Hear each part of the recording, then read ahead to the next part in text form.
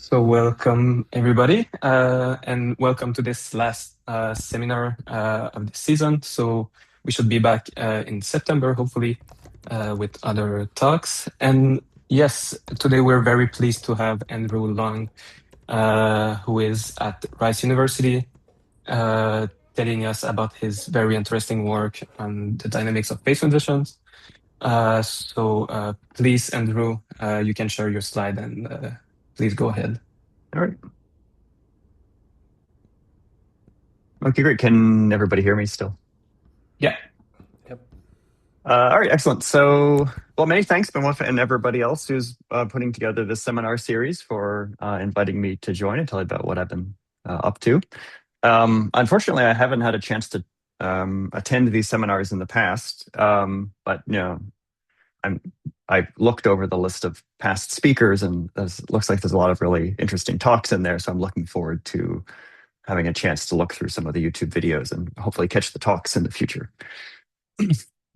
So what I wanted to tell you about was a couple of papers on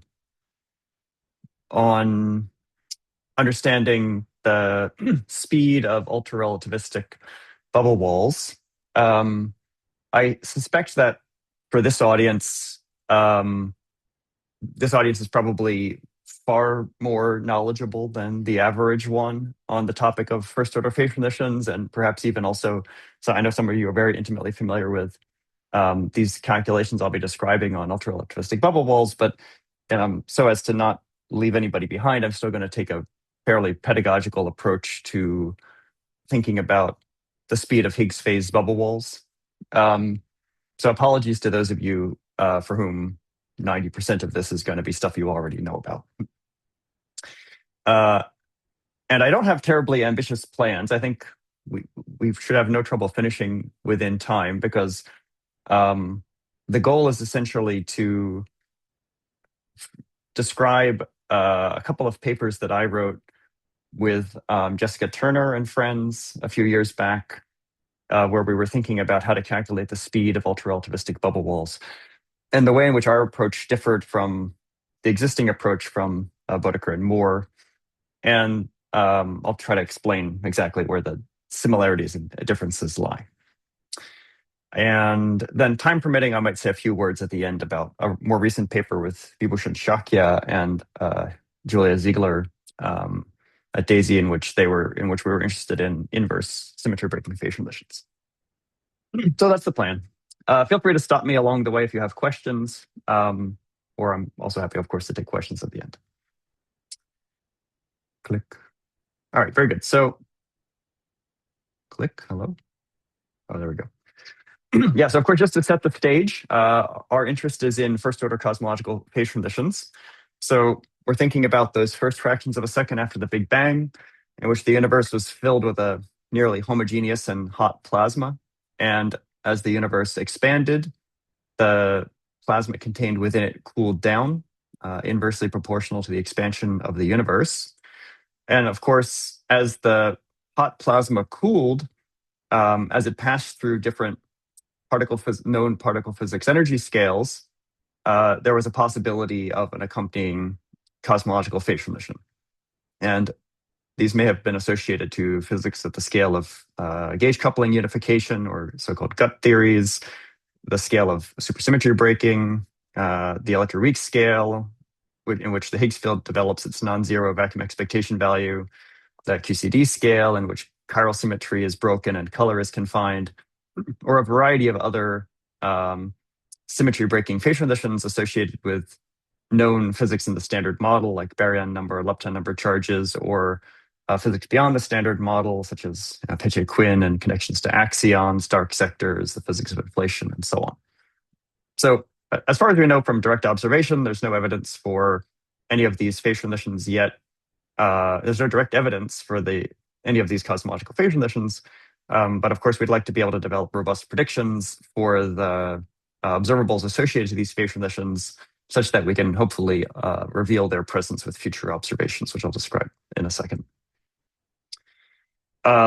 We're interested in particular, of course, in first-order cosmological phase transitions. These are the ones characterized by a phase coexistence. So the familiar example, as you all know, is the condensation of liquid water into water vapor, in which the system would contain both droplets of liquid water as well as a environment of water vapor at the same time, separated by the surfaces of the droplets. Now, as for the standard model, it's predicting that the electroweak phase transition and the QCD phase transition were continuous crossovers, meaning not first order and no phase coexistence. That means that if in our past cosmic history of the universe that we're living in fact, the transition was not a continuous crossover, if it was in fact a first order phase transition, this requires new physics beyond the standard model. So searching for evidence of first order cosmological phase transitions is a way of searching for new physics beyond the standard model. And those sorts of observations would reveal the presence of new particles and forces playing some role in the primordial plasma and maybe also playing some role in the universe today, perhaps detectable in the universe today through collider experiments, for instance. Since the whole story about first order phase transitions has to do with bubbles and phase coexistence, it has to do with phase coexistence, it means that there must be some boundary in the system where the two phases meet, and those boundaries are called bubbles or domain walls. And so the kind of cartoonish picture of a first order phase transition would look like this, in which the system is initially in the hotter phase, typically the phase of restored symmetry. And as the plasma cools down, thermal fluctuations lead to the formation of bubbles of the lower temperature phase, typically the phase of broken symmetry. And these bubbles are compelled to grow, which is what we'll be discussing mainly in this presentation. And eventually they'll find one another and merge, and eventually the entire system would pass into the lower temperature broken phase, and the phase transition would be completed. So perhaps this was occurring, perhaps the red and blue represent the phases of the Higgs field, and this picture is a cartoon of what may have been transpiring when the universe was a tenth of a nanosecond old at the ultra-weak epoch. And as I mentioned, the question that I really want to focus on is how fast do these bubbles grow? What's the speed of the bubble walls? And in particular, as I'll describe, my interest is largely in ultra-relativistic bubbles. But before we start talking about bubble wall speed, maybe it's worth pausing to remind ourselves why we're interested in bubble wall speed in the first place. So if, for example, we're thinking about a first order cosmological electroweak phase transition, then again, another cartoony representation of it would be shown here, in which the Higgs field takes a vanishing expectation value outside of the bubbles and a non-zero expectation value inside of the bubbles. And the presence of these phase boundaries and the associated out of equilibrium environment that they provide for the various particles in the plasma affords an opportunity to create a variety of interesting and important cosmological relics, that some of which might be surviving in the universe with us today. For example, charge asymmetries at the bubble walls could lead to the generation of primordial magnetic fields, which could survive in the universe today and provide the seeds for galactic magnetic fields, or could help to explain observations in astrophysical systems like TeV blazar halos.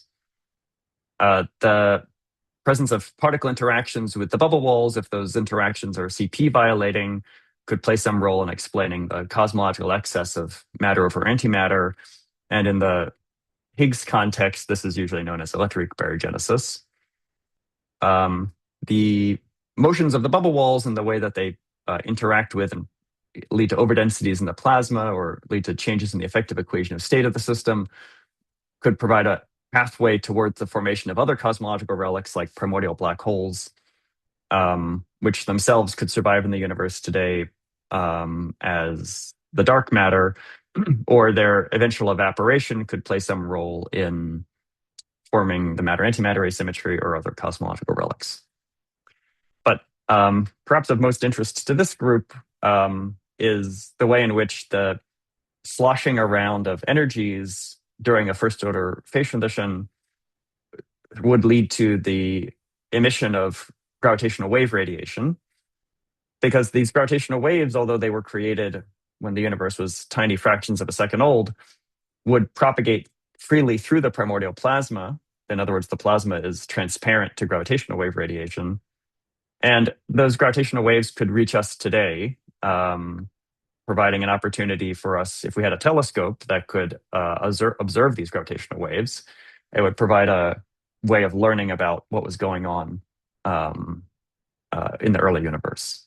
And of course, we hope we will have a telescope capable of probing these kinds of gravitational waves in the 2030s. The LISA space-based gravitational wave interferometer will, among other things, search for the stochastic gravitational wave background created from first-order phase transitions in the early universe, possibly providing an opportunity to discover this subtle ripples in space-time and reveal something about not only the nature of the electroweak phase transition, is it first order or is it not first order, but also provide some indirect evidence for the existence of physics beyond the standard model, such as new particles and forces coupling to the Higgs. So in order to make predictions for each of these cosmological relics, we need to know not just whether the transition was first order or not, but also different properties of the phase transition, such as how much latent heat was being released, but also of relevance to what I'm going to be talking about here is what's the speed of the bubble walls? How fast do these bubble walls move through the plasma? In context of gravitational waves, of course, as many of you already know, that's relevant because if the bubble walls are moving, relatively speaking, slowly through the plasma, then the energy that they're releasing during the phase transition is being moved into the kinetic energy of the fluid, which would be the dominant contribution to the gravitational wave radiation. On the other hand, if the bubbles are moving ultra-relativistically, then most of the energy that they carry is in the kinetic energy of the wall itself. And so making predictions for the gravitational wave spectra requires some information about what is the dominant source of the gravitational waves. Is it the bubbles or is it the fluid? Okay, so how do we calculate the way in which the bubble walls move? So I'm going to, as I said, I wanted this to be somewhat pedagogical. So this is the part where I'm offering my apologies to the experts.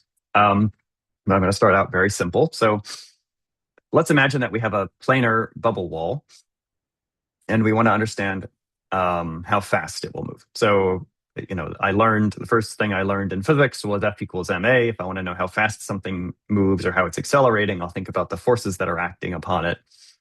And solving F equals ma will tell me the speed of the baseball or what have you. Now, for my infinite planar bubble wall, I should divide the whole equation by area. So on the left-hand side, rather than encountering the force alone, I have force per unit area, which is pressure. And on the right-hand side, rather than encountering the mass, I have mass per unit area, which is the tension of the wall. But the question, so we won't be solving F equals ma exactly, we'll be solving P equals sigma V dot. And in order to figure out how fast the walls are traveling, I need to know about the different forces that are acting upon them. And in general, I'm going to be writing the pressure on the wall as some contribution of the vacuum pressure associated to the potential energy difference in the two vacua, and a thermal pressure. And it's really going to be the thermal pressure, thermal pressure that we want to spend most of the presentation discussing. But for the time being, just to develop some intuition, let's suppose that we can neglect the thermal pressure. So now we're going to be considering for just a moment first order phase transition in which there's no ambient plasma around and the bubbles are just expanding in vacuum. And so what would the motion of the wall look like in this situation?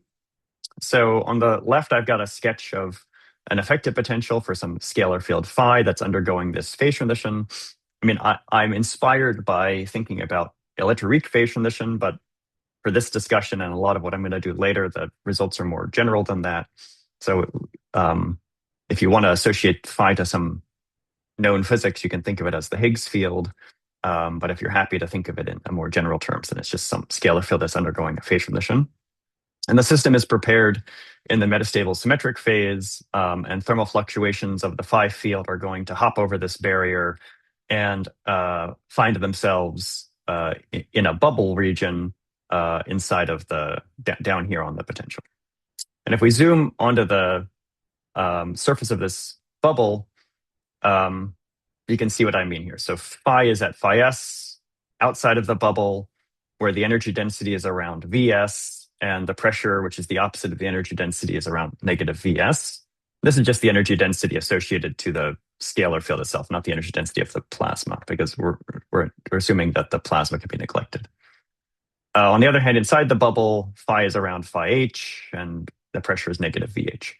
And the wall itself has some finite thickness, which I'm going to assume is small compared to the radius of the bubble, so that when I do calculations, I'll just treat the wall as a plane. So I can see that there's a pressure on either side of the wall, and the differential pressure tells me how the wall will want to move. So now I'm back to F equals ma, in which F is just coming from the vacuum pressure, but the vacuum pressure is just the difference of the pressures on the two sides of the bubble wall, which is the difference of the effective potential on either side of the bubble wall.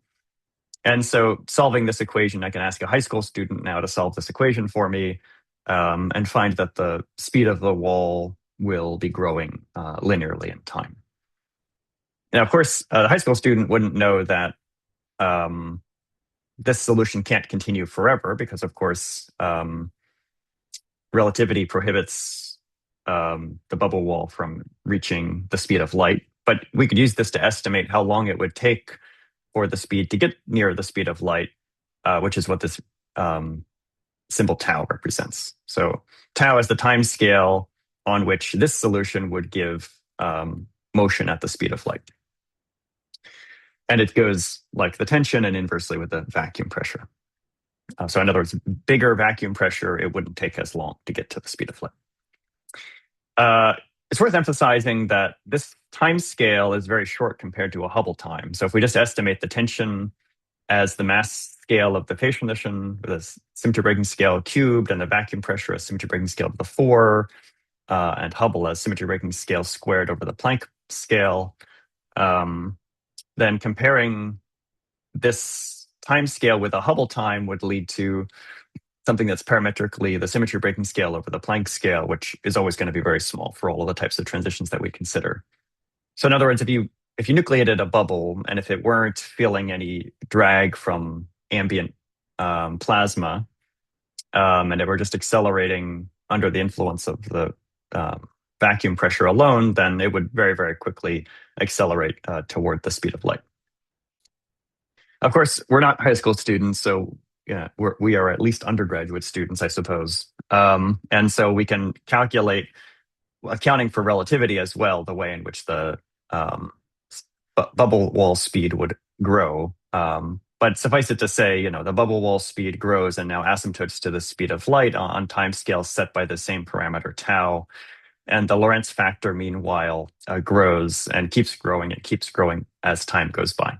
And then this has been called a runaway behavior, in which, thanks to the continual liberation of this vacuum energy, the bubble walls continue to accelerate, which means the speed gets closer to c as the Lorentz factor gets bigger and bigger and bigger. The kinetic energy in the wall grows and grows and grows.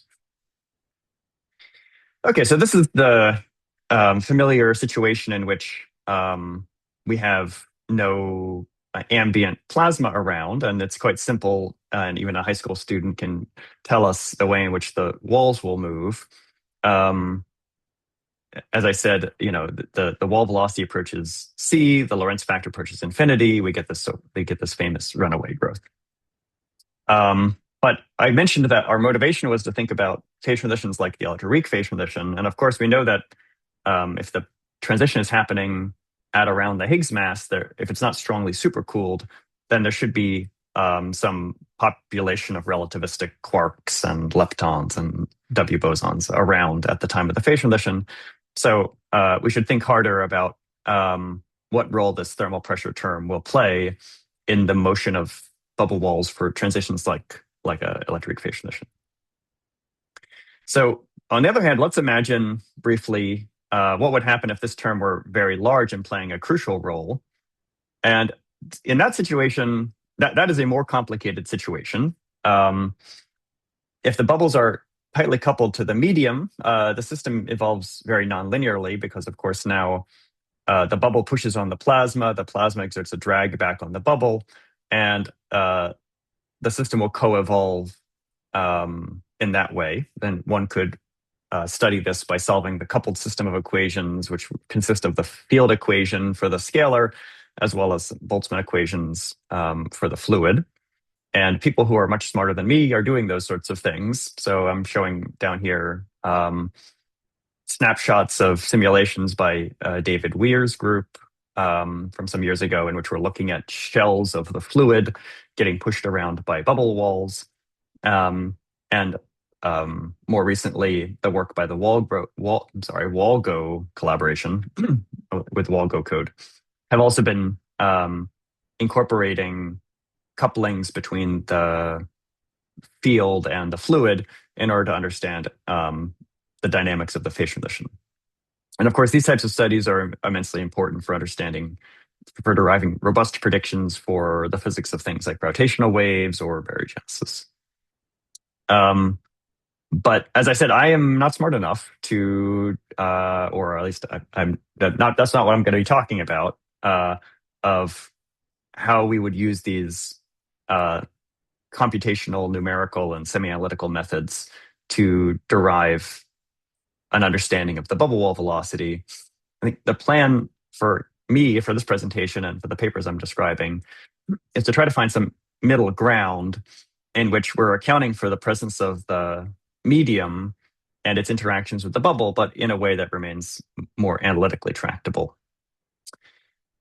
And so that middle ground is afforded by thinking about ultra-relativistic bubbles. Or the so-called ballistic regime is similar.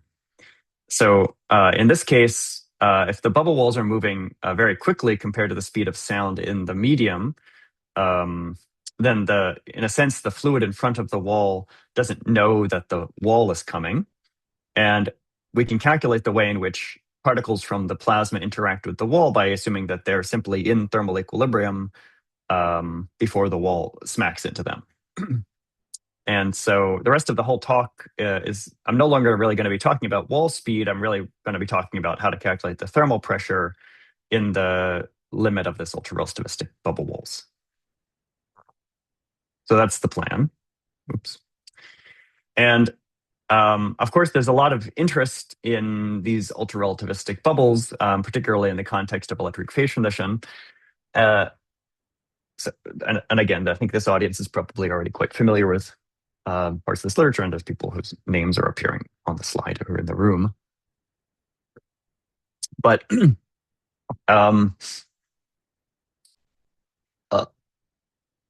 a lot of the interest began back in 2009 with a very nice paper by Dietrich Bodecker and Guy Moore, where they began thinking about runaway bubbles. And they revisited the topic in 2017. And then, of course, other people were writing papers there as well. But I want to highlight a paper that I wrote with Stefan Hosch, Jonathan Kozaczuk, Jessica Turner, and Yikun Wang, which we also were thinking of. I'm going to describe that paper more in a second. But we were also thinking about these ultra-relativistic bubble walls sort of along the same lines as Bodecker-Moore. But we were doing some things a little differently than Bodecker-Moore. And, in the years since then, there's been an explosion of interest in thinking about what you could do with ultra-relativistic bubbles. So could you make dark matter with relativistic bubbles, and what role does, and I think you probably heard about that, some of these topics from Miguel just last week or last month. what role does it play in baryogenesis and gravitational waves and other cosmological relics and so on? So the paper that we wrote, I think, sparked a lot of interest but also to be fair, some amount of confusion. And so we had always wanted to revisit the topic and maybe clarify some of the confusions. But that took quite a long time. So eventually Jessica and I got around to that a couple of years ago. And most of what I wanted to do for the rest of the presentation is basically give a quick summary of the two Boddicker-Moore papers and then explain a bit about how the approach in my two papers were different, but where the similarities and differences lie. I'll also, at the end, if there's time, mention a more recent paper with Bibhushan Shakya and his student Anna Ziegler, in which we're thinking about inverse symmetry breaking phase transitions. But that'll be just a couple quick things at the end if there's time. Okay, this is the plan. So we're gonna basically spend some time recapping the two Boddicker-Moore papers, and then these are the two papers. All right, so the first Boddicker-Moore paper in 2009, it goes as follows. So let's think about, let's think about a ultra-relativistic bubble wall that's going to be interacting with particles in the plasma. And in particular, we're going to imagine that there's some particle whose mass changes across the wall, such as a quark or a lepton in the standard model, if this were the electroweak phase transition. And we're going to imagine that the mass grows as we cross the wall. From the symmetric phase, the mass is small, perhaps 0, and in the Higgs phase or broken phase, the mass rises upward over a length scale set by the wall thickness. And we'll think about these interactions in the rest frame of the bubble wall. So the particles are now boosted such that there's a relativistic flux of particles onto the wall. And we want to calculate the pressure that these particles exert on the wall. But pressure, since it's related to force, and forces change in momentum with time, we need to figure out the momentum change of these particles when they encounter the wall. So to calculate their momentum change, we make use of the fact that the wall is static in its rest frame. So as a consequence, the energy of these particles are unchanged when they pass through the wall. And the wall is also assumed to be planar. So it's spatially, there's a translation symmetry in the transverse directions. So the transverse momentum is unchanged when these particles encounter the wall. And we'll assume that the particles remain on shell on both sides of the wall. But of course, the wall, it breaks translation invariance in this longitudinal direction. And so the Z component of momentum will change. And so we're interested in calculating delta PZ, where we want the initial longitudinal momentum minus the final longitudinal momentum. Using the fact that the particles are on shell gives you this first relation. Using the fact that the particles are ultra-relativistic, such that the energy is much larger than either the transverse momentum or the mass, gives you this relation. And so you end up finding that the change in the longitudinal momentum is the difference of the squared masses on either side of the wall, dividing by the Lorentz factor of the wall and the temperature. Here I'm estimating, and I'm going to be doing this throughout the presentation, I'm estimating the characteristic energy of these incident particles as just a Lorentz factor times temperature. One could always put a numerical factor of 2 or 3 or something over here if you like. Most of what we're going to be doing is try to track where the gamma W factors go. So you can see that the momentum transfer is not that big, actually, of course, although the particles are coming in with a really, really huge speed, that meaning they're highly boosted. The momentum transfer is actually inversely related to their Lorentz factor. So the faster the particles are coming in, the less longitudinal momentum they transfer to the wall. Okay, and then now having estimated the longitudinal momentum transfer, we can figure out the thermal pressure as well by integrating over the flux of the incident particles. So nu is, I'm using that to represent internal degrees of freedom, so 2s or 3s for spins and colors and so on. And F represents the phase space distribution function of these incident particles in the rest frame of the bubble wall, and Vz is their longitudinal velocity. And if we track the parametric dependence, we've just calculated how the change in the longitudinal momentum is parametrically the mass squared over gamma t. And it's easy to convince yourself also that the flux factor should be parametrically gamma t cubed. We're assuming that these incident particles are effectively relativistic, so in their own rest frame, their number density would be t cubed, but we're working in the rest frame of the bubble wall, which is boosted. And so because of the length contraction, the number density is enhanced by a factor of gamma w.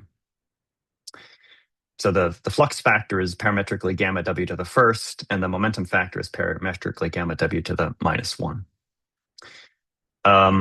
Putting the factors together, one finds that the thermal pressure is parametrically gamma w to the 0, and it's just controlled by the mass difference and the plasma temperature. So this is actually similar to the situation we had studied a few moments ago when I completely neglected the thermal pressure and just treated the vacuum pressure as the difference of the potential energies, which was also a constant independent of the wall speed. Now we find that this difference is different because, I mean, it depends on the difference of the potential energies, which goes into the vacuum pressure, and it depends on the masses and temperatures, which goes into the thermal pressure. But both of them are independent of the Lorentz factor or the wall speed, and so the dynamics are the same. If the vacuum pressure exceeds the thermal pressure, then the bubble wall would accelerate without bound, and the Lorentz factor would diverge, and one would find a runaway. That's the same kind of solution we were talking about before, even though there's a plasma around. And of course, this was pointed out by Boddicker and Moore in 2009, and then it played some prominent role in studies of gravitational waves from first order cosmological phase transitions, featured as a case, case 2, I guess, in the LISA, or at that time, I guess we were still ELISA science book. Okay, so that's Boddicker Moore 2009.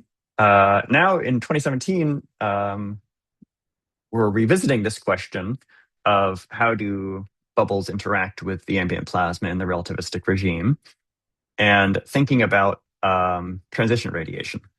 So in addition to the particle simply encountering the wall and its mass going up, but it remains on shell, one could imagine that a particle encounters the wall and this disturbance in its mass induces it to radiate something.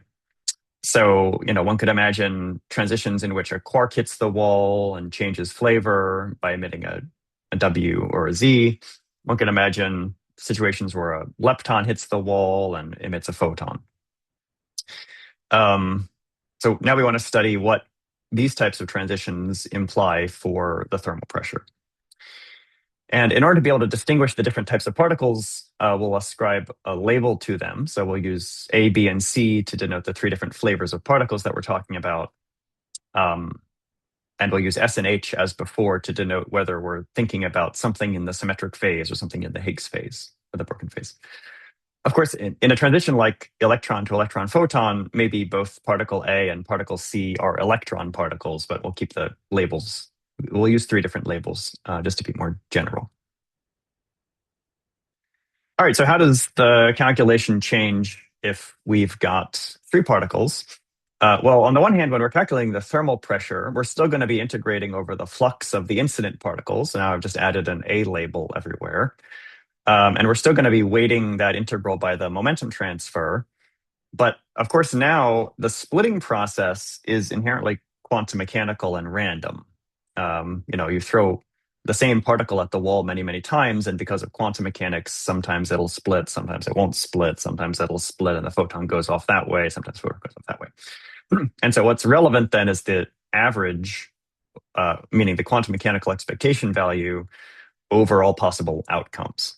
So now when we calculate the momentum transfer, the thing that shows up in the thermal pressure is this weighted integral over all possible A to B, C transitions. And delta BZ now still represents the actual change in the longitudinal momentum of all the particles. We're taking the incident particle and subtracting the particles inside the bubble. So all of this is fine. The tricky part is how do you calculate this probability? And how do you determine how do you calculate this probability? So in the 2017 paper by Bodeker and Moore, they took one approach, which I'm going to refer to, which they didn't call it this, but I'm going to refer to it as the quantum particle splitting formalism, just so I can draw a contrast with my own papers. Whereas in my papers, we took a different approach, which we called the semi-classical current radiation formalism. I know it's a big mouthful, but we just needed some way of talking about the two different frameworks that can be used to calculate this differential probability. So now what I'm going to do is summarize in a slide Bodeker and Moore's approach, and then summarize our approach and talk about where they give the same answer and where they give different answers. So the approach that Bodeker and Moore took is very reasonable and very standard. We're going to calculate this probability by just evaluating the appropriate S matrix element. So here's a big formula, but it should be a familiar looking formula that we're integrating over the phase space of the recoiling particles. There's a flux factor or there's a velocity factor, sorry, and there's Dirac deltas. So here, the Dirac deltas are enforcing transverse momentum conservation and energy conservation, but not longitudinal momentum conservation, because we're in the presence of this bubble wall that's breaking translation invariance in the longitudinal direction. And then we're weighting all of that with the squared matrix element for this transition. So it looks like the same sort of probability that we would learn about in quantum field theory class in graduate school. Now we've got to graduate level calculations. So I'm not going to go into a lot of. I think some of you are very familiar already with this paper, and some of you probably aren't and don't care. So I'm not going to get into too much details about how to do the integrals and which parts of the phase space dominate and such things. But I'm just going to give you some examples of outcomes of doing the calculation using the quantum particle splitting formalism. So there's just going to be two examples on this slide. So the first example is, let's suppose that we have a situation such as this one, in which a quark hits the wall and transforms into a different flavor of quark and emits a massive W boson. So for the purposes of making the estimate a bit simpler, we'll suppose that the quark itself remains massless in both phases. So this means that in perhaps it's like U to D. So this would mean that the U quark is massless in the symmetric phase, and we're going to approximate the U quark as massless in the Higgs phase. The D quark is massless in the symmetric phase. We also approximate as massless in the Higgs phase. So all that's really happening is that the particle that's being radiated develops a mass. And that's what these factors in here are about. So MCS represents the mass of this radiation particle in the symmetric phase, and MCH represents its mass in the Higgs phase.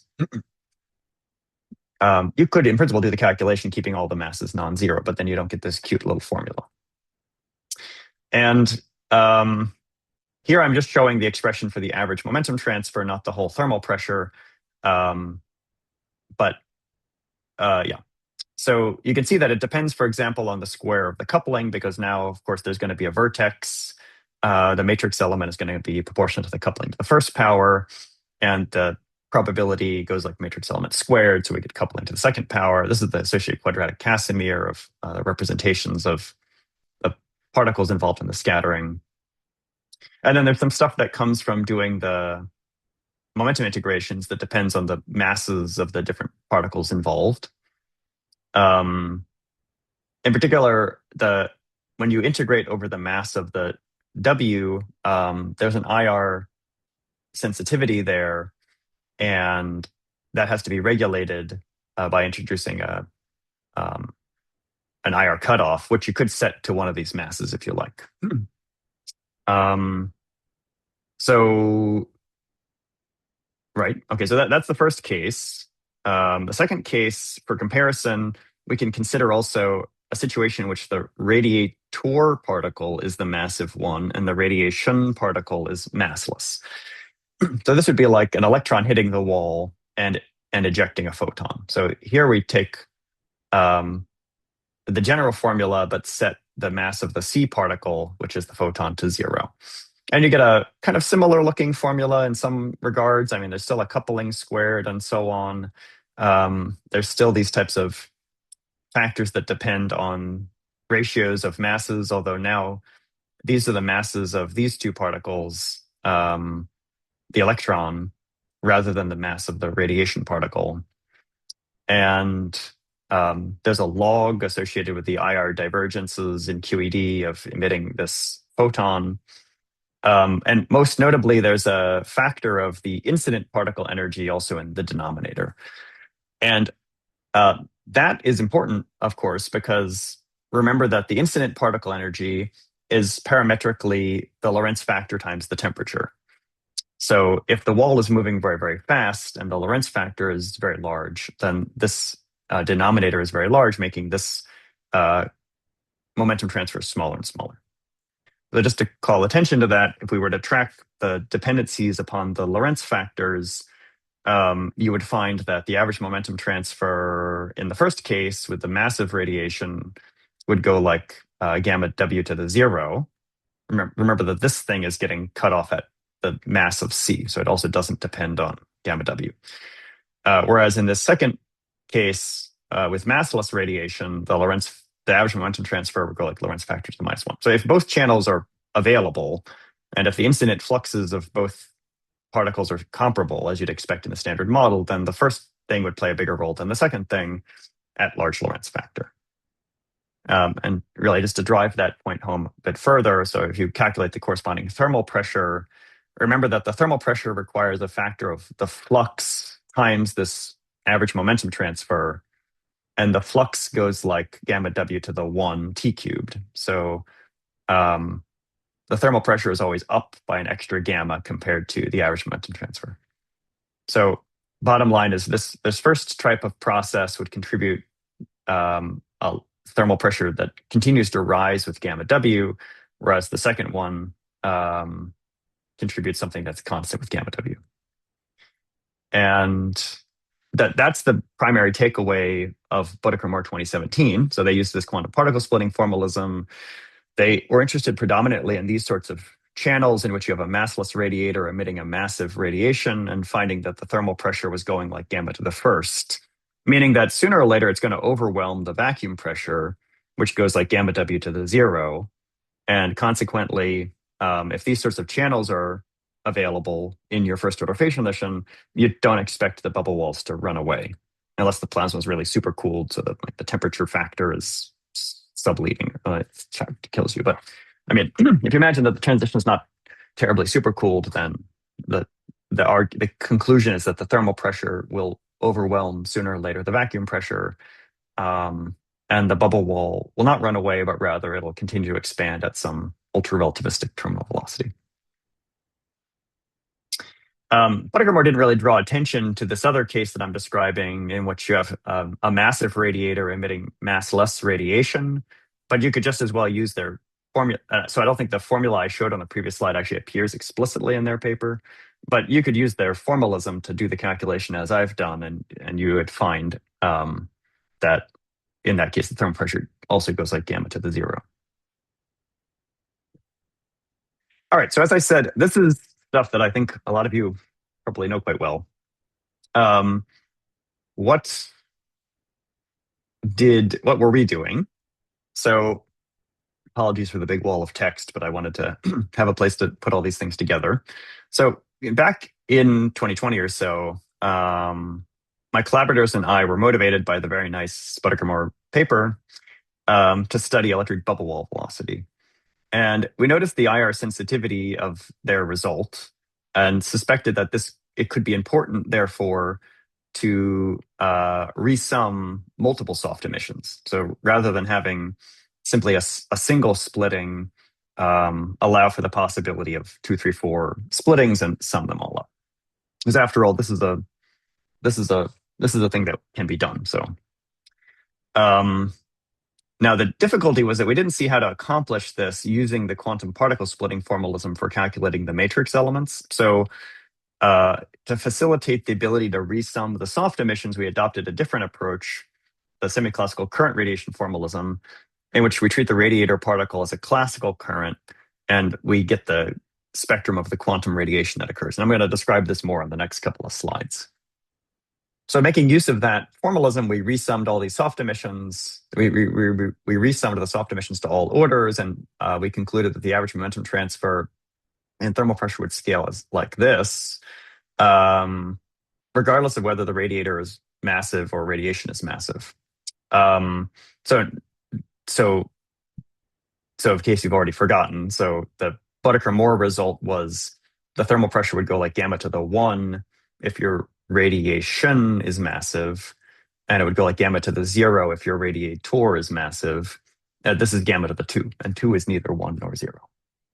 So, but the point is, we did two things that were different from the Boddicker-Moore approach. We used the semi-classical current radiation formalism rather than the quantum particle splitting formalism, and we resummed multiple soft emissions. So it wasn't actually clear from the calculations which of these two changes led to the different result. So in other words, is it because of the resummation that it's gamma squared, or is it because of the semi-classical current radiation formalism that it's gamma squared? So in the newer paper with Jessica, we clarified a subtlety about the semi-classical current radiation formalism, which explains the different gamma scaling, which is what I'm going to tell you about now. So first, what is the semi-classical current radiation formalism? So let's, for the sake of illustration, focus on channels with a massive radiator and massless radiation. This is, again, not the one that Boddicker-Moore are predominantly interested in, but nevertheless, it's easier to describe because I don't have to get into issues about gauge dependence with the massive W. So we'll think about this. So for reference, Boddicker-Moore would have said that the result of this is thermal pressure goes like gamma to the 0. Okay, the approach is to treat the radiating particle as a classical electromagnetic current. So you can imagine here's a space-time diagram, and my bubble wall is this little blue band that's sitting here at rest because we're in the rest frame of the bubble wall, and my particle, my electron, say, is incident upon it at some relatively fast speed. And then upon encountering the wall, since the electron's mass goes up, it slows down. And so now after passing through the wall, the electron is traveling at a lower speed. And so that the electron is described by a world line x, which has a corresponding 4 velocity, I'm sorry about that, 4 velocity u. And you would calculate the current density by doing this integral. You integrate over the world line. Meanwhile, the electromagnetic field is treated as quantum. And so we decompose the field operator onto ladder operators as usual, and the interactions between these things are captured by the usual interaction Hamiltonian of just J dot A. So we're going to calculate the spectrum of photons emitted from this current as the charged particle decelerates at the wall. So in particular, we're going to calculate this emission probability. So given some current J, we calculate the probability distribution over the photon momenta, here assuming just one photon is emitted. The funny notation is written because, in a sense, I don't remember why we use this notation. So I think it's because we see that the photon was in vacuum. The photon field was in vacuum initially, and then because of the source, you have one photon emitted. In any event, it represents the probability that you emit one photon with a momentum p. It's calculated by some Lorentz invariant phase space summing over polarizations and some squared matrix element, and the matrix element's defined like this. It's just the photon field starts out in vacuum, even though the electron is treated as a classical current. It's part of the background. And then you want to go to a one particle state, having a photon of momentum p and helicity s. So it's not that hard to calculate the matrix element, and you'll find that it's the dot product of the Fourier transform of the current and the polarization vector for the photon. And then when you calculate the differential probability and sum over the helicities of the photon, you can use the completeness relation for the polarization vectors, and so which is why they're absent from the bottom formula. And you just get that the probability is the dot product of the current with the Fourier transform of the current with itself. So this form, just to be clear, this formula is giving us the differential probability that when I shake a charge at the bubble wall, I eject one photon having a momentum of p. It should be a somewhat familiar calculation because it's a homework problem in Peskin and Schroeder. Of course, in Peskin and Schroeder, the problem is to do this in the Klein-Gordon theory with a scalar source J. We're just doing it in QED with a classical current J, but the expression down here, is the same as expression over here. The minus sign, if you're worried that the probability is negative, you have to remember that these vectors are space-like, and I'm using whatever metric convention makes this whole thing positive. Okay, so now we've got a formula for the probability to emit photons, so we can calculate the average momentum transfer using it and see what we get.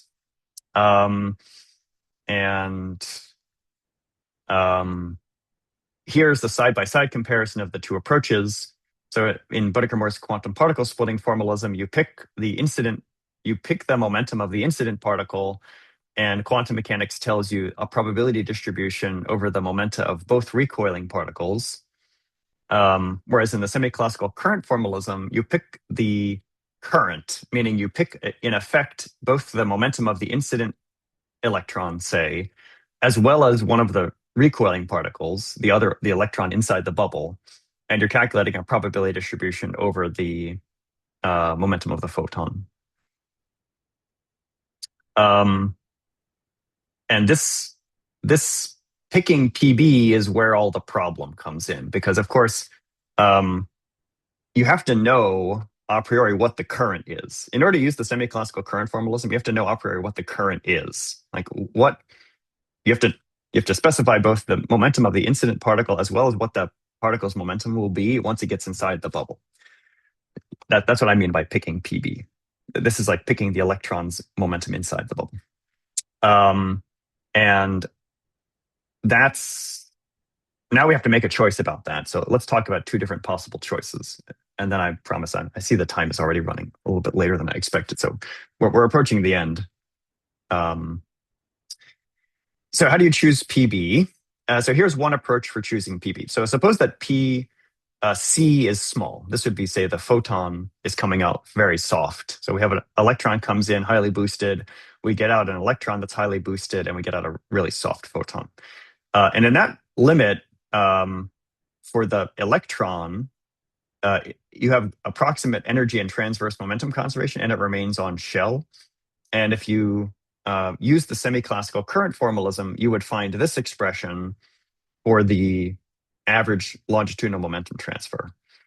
This is precisely the same formula I presented a few slides back that one finds using the Bodecker-Moore quantum particle splitting formalism. It's not just the same parametrically, it's even all the 2's and pi's and everything are precisely the same.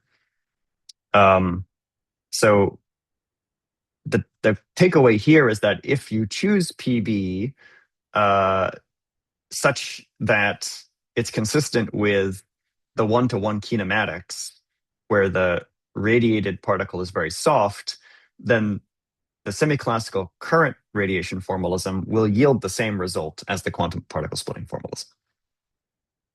Namely, for these types of electron to electron photon transitions, you would find that the thermal pressure goes like gamma to the 0.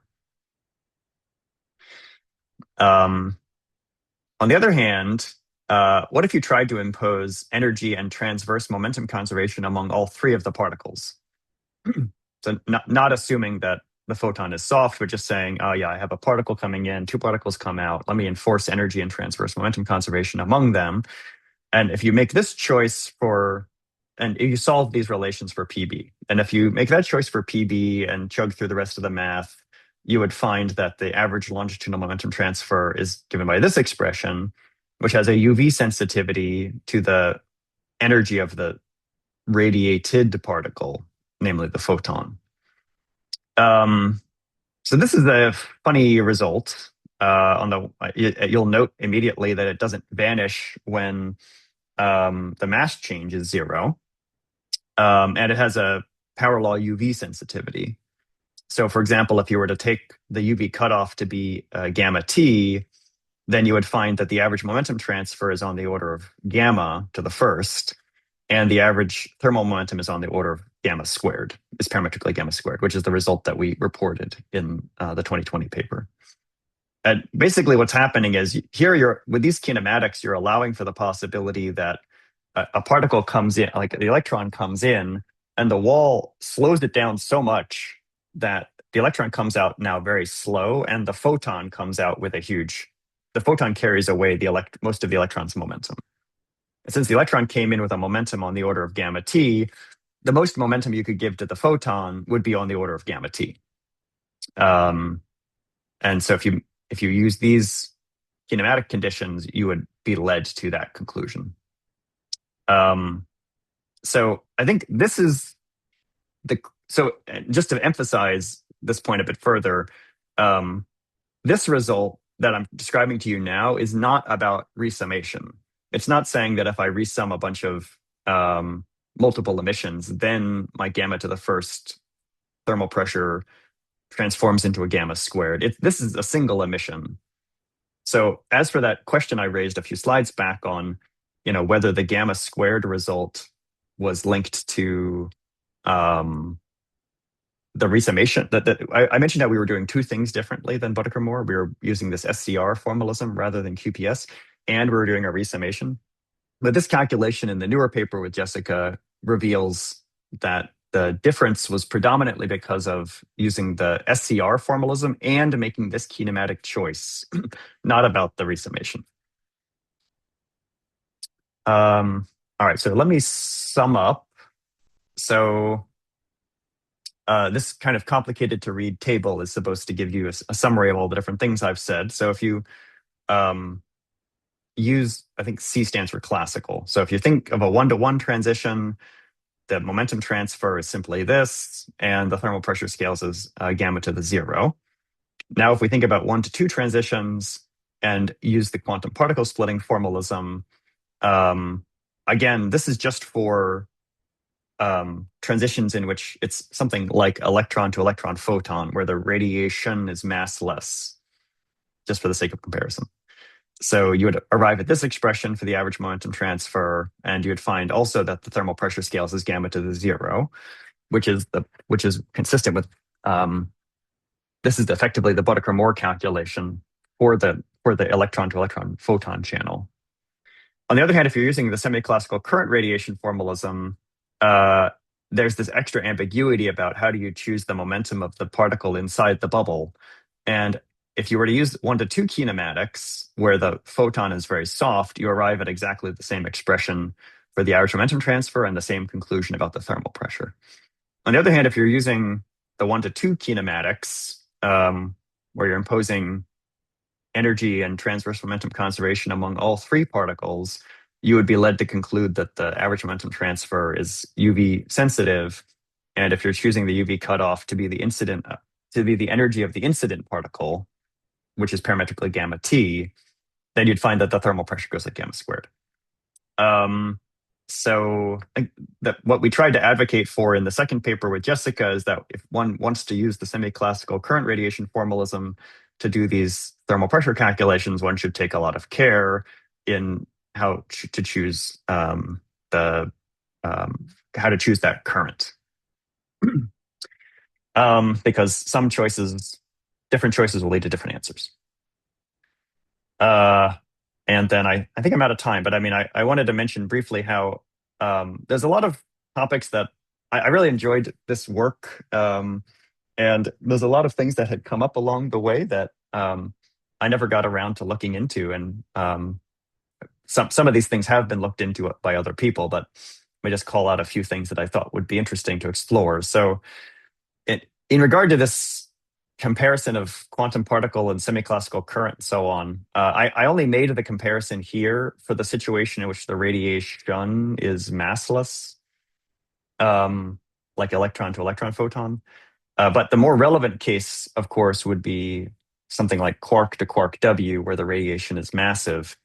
And it would be interesting to revisit that calculation using the semi-classical current radiation formalism to see how those two results compare, or where the similarities and differences are in that. It's a little bit more tricky to do, as some of you already know, because of the fact that the gauge symmetry is broken on one side of the bubble, but not the other side of the bubble, which is why we avoided it here. But it would be interesting to look into that as well. Something that I've been curious about for a while and also not bothered to look into is all of these studies are based on the way in which particles are interacting with the bubble walls in all of these studies are that the particle's mass goes up or down. But one could imagine transitions in which particles interact with the walls differently. So rather than the mass changing at the wall, maybe a coupling changes at the wall. How does that contribute to the pressure?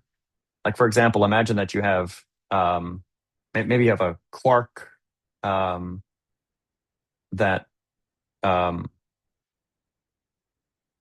you have. I don't know if I want to say quark specifically, but you have some particle that's gauge charged, and as it passes through the wall, the size of that gauge coupling gets bigger or smaller. So you can imagine that my particle has some virtual cloud of photons or gluons or dark gauge particles around it. And as it passes through the wall, the gauge coupling increases, so that cloud suddenly needs to contract, in a sense, in a very semi-classical picture of what's going on. And that non-adiabatic change would be accompanied by some particle emission. So I'm actually not sure I haven't been following terribly closely. So if somebody has already written that paper, please feel free to shout it out in a minute or two. But I think that would be interesting to look at. And the last thing I was going to mention here is phase transitions with inverse symmetry breaking, which is something that we looked at with Bibhushan Shakya and Anna Ziegler late last year. But I think maybe for the sake of time, I'll skip this unless people care to ask about it, and just stop here and say thank you for your attention.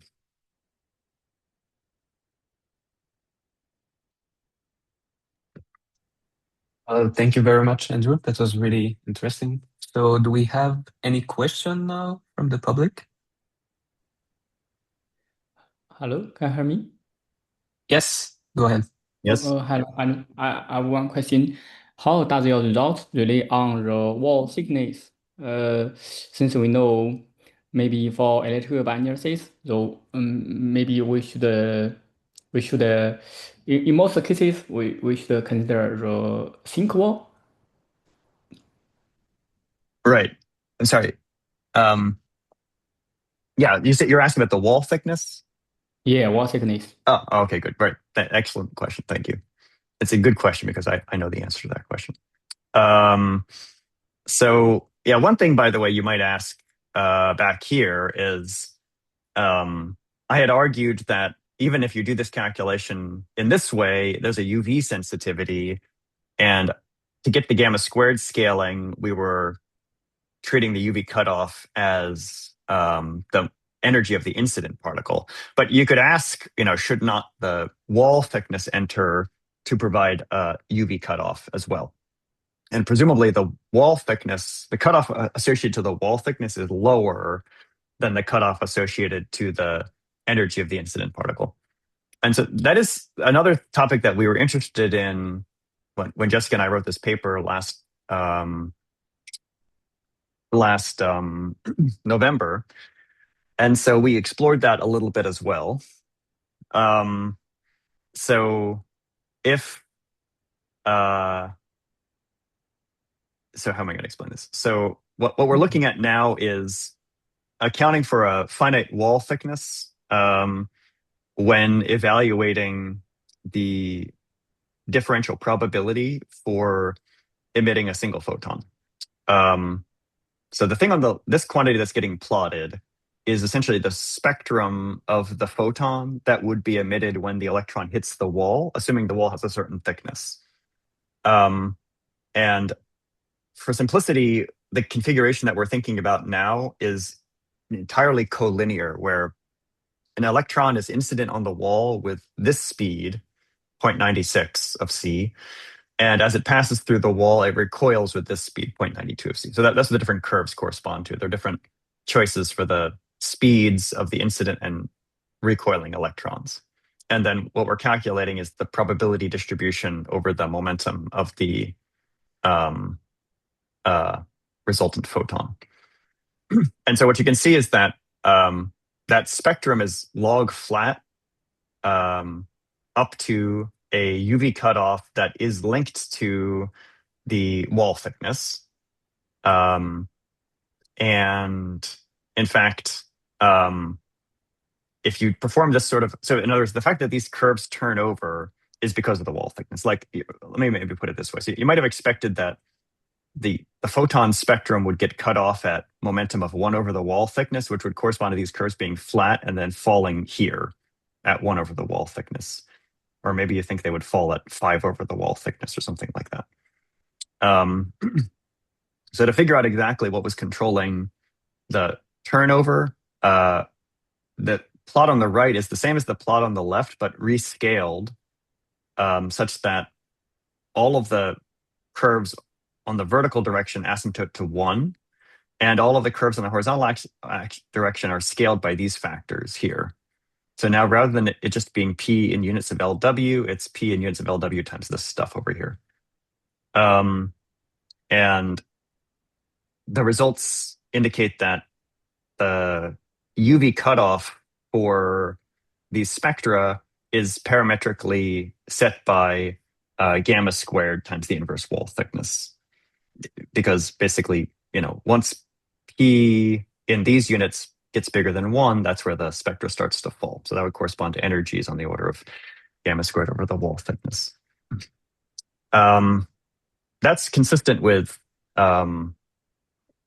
classical Bremsstrahlung. I mean, there's a similar discussion of this sort of thing in Jackson, E&M.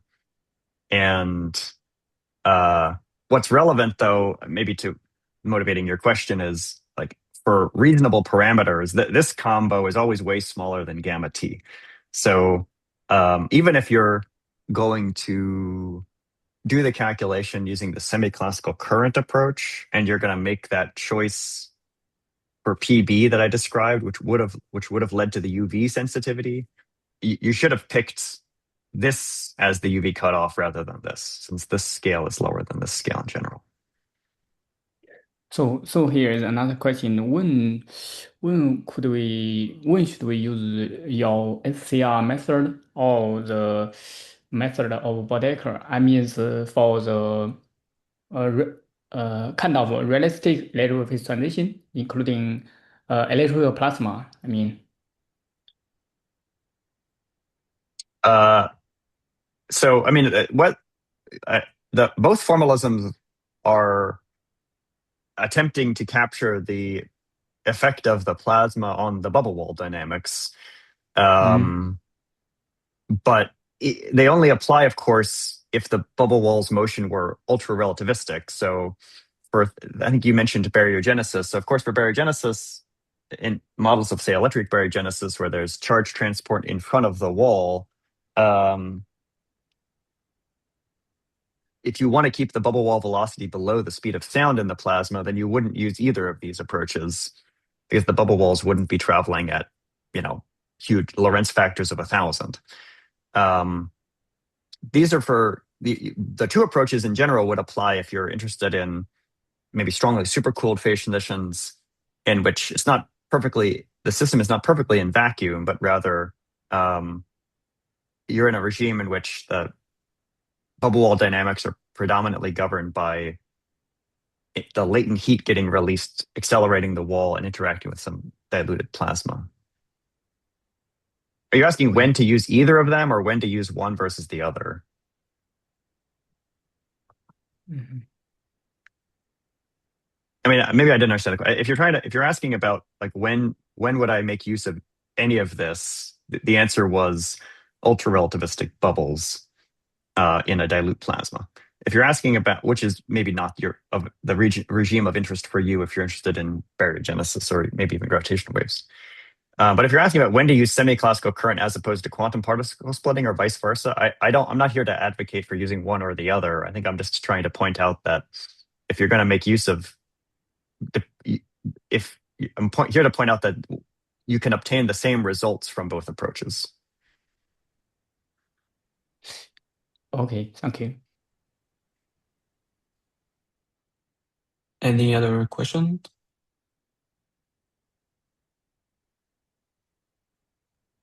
Can I ask a quick question? Or maybe quicker.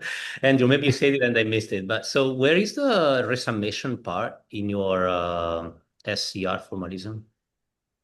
Well, I didn't talk about it here. I mean, that played an important role in the first paper with Stefan Hosch and Jessica and Jonathan Equin. And part of the reason we were using the semi-classical current formalism is we had an easier time for calculating. Of course, we did the resummation by thinking about some hard scattering and some subsequent emission of soft radiation. And I think back then we were having some hard time figuring out how to factorize the multiple emission calculation if we're working in the context of QPS. So that's why we adopted SCR at that time instead. But I haven't said anything about that here today because I think that's a little less relevant. The point I was trying to make is that the gamma squared scaling that we were reporting in that paper was not a consequence of the resummation. It was a consequence of using this formalism with this choice for the kinematics. And also, I guess, the choice of the UV cutoff being EA as opposed to being related to the wall thickness, as we were just discussing a second ago. Maybe what? Oh, I just have a comment. That's something I don't understand. In principle, kinematics is not up to you. It's fixed by the quantum process. And you integrate over the kinematics, and it's fixed by. I mean, in the case of quantum splitting, it's WKB that tells you how to integrate the kinematics. You cannot set one particle to the value you want. It's not free. It's something imposed by the process.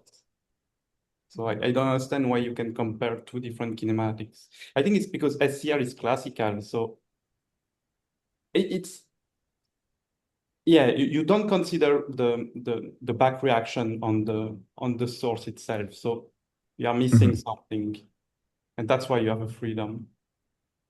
Yeah, no, I think you're not missing anything. I think you have it exactly right. Of course, the quantum particle splitting is letting quantum mechanics tell you the probability distribution over the momenta of the two final particles, whereas this formalism is the same one we learn in classical electromagnetism, where I take a charge and I'm going to shake it, and I determine its path, and now I calculate the electromagnetic radiation that comes out. You lose back, you lose back reaction of the emitter over the of the emitted particle over the emitter, because in principle, if you emit particle, you get a kick, but in this formalism, you won't have it, right? Because you use the path by ends to begin with. Okay, so that's that is a freedom. Yeah. Okay, thanks. Yeah, precisely. Yeah, it's because just to reiterate for everybody else, I think Miguel has got it. That I mean, the framework is you know a priori what the path of the radiator will be, which is why you have to specify both PA and PB. And now you're interested in the quantum random emission of the photon. But that's why I was saying if now care has to be taken in the choice of PB, because one choice would lead to this result, whereas one choice would lead to this result.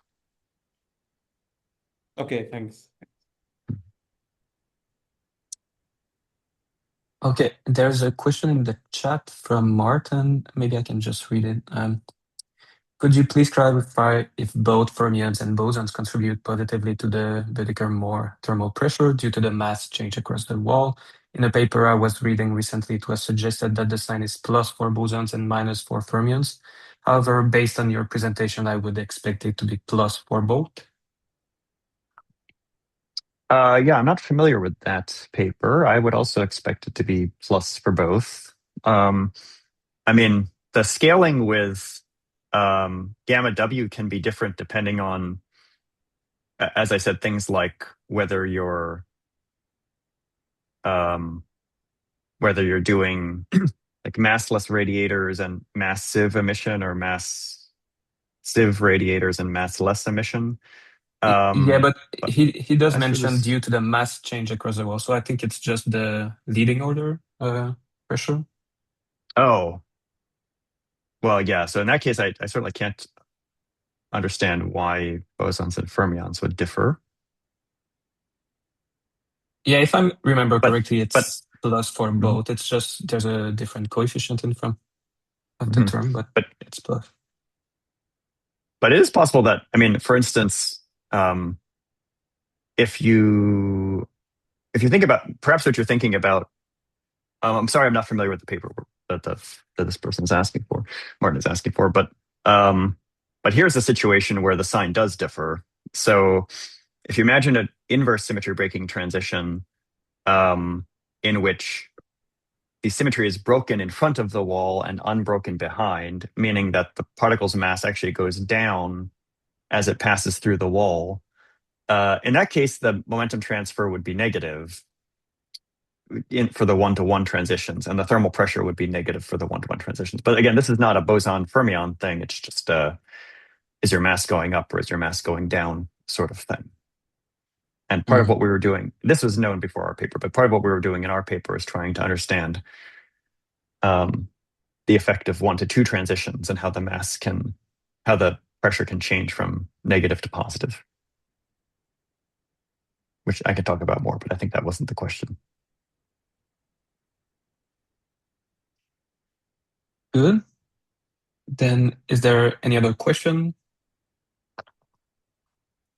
If not, let's thank our speaker again.